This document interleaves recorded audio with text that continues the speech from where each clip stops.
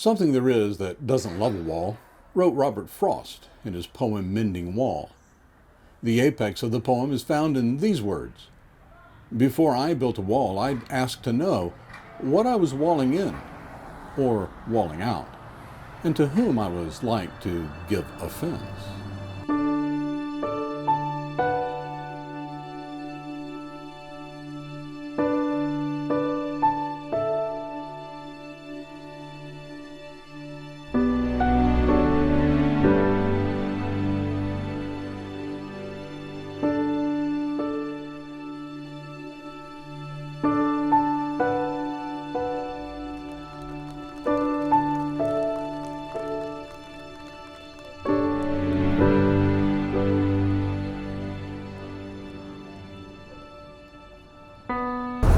These people are forced to sleep outside, and this can cause frostbite or death. So we need more shelter capacity, and we need it right now.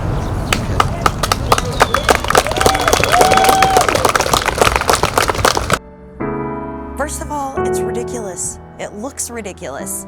We are taking a part of the city that we're beautifying, is the word that I read a lot in these groups. We're beautifying the city. What is beautiful about fences?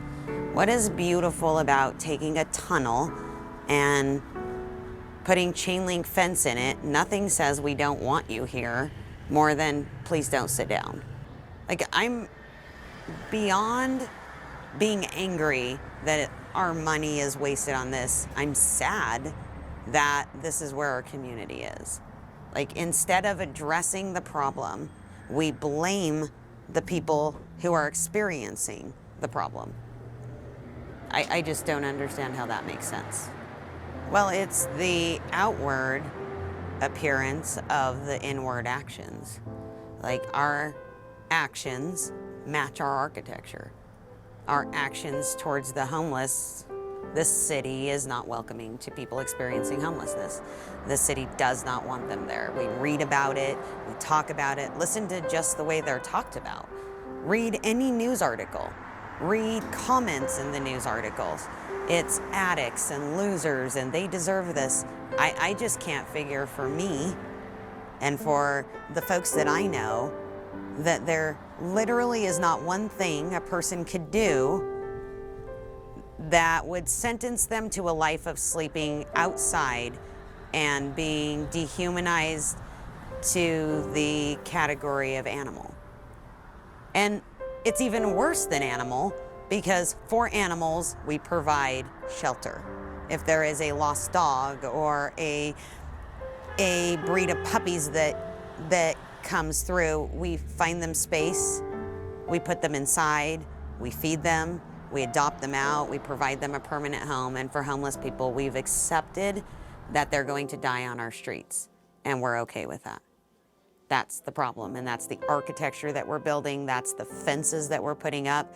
And in return for that, we get defiant, we get trauma, and all it is another barrier to getting people hope.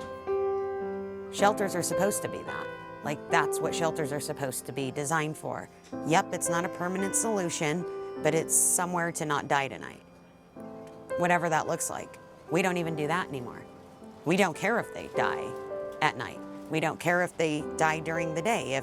If it were just, we don't know what to do with you, so we're going to keep you alive until we do, then we would have low barrier shelters all over the place.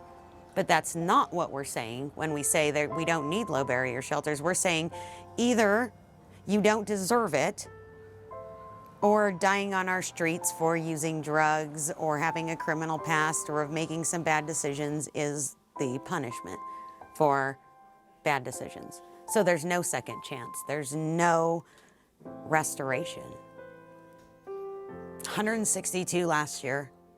I've lost 8 in the last 2 weeks. I don't know how you see 8 dead people that didn't have to die and be okay. For sure, the 8 people who died were failed by the city. We're failed by the community. We're failed by Spokane. We're failed by me. We're failed by you. we could have and should have done something.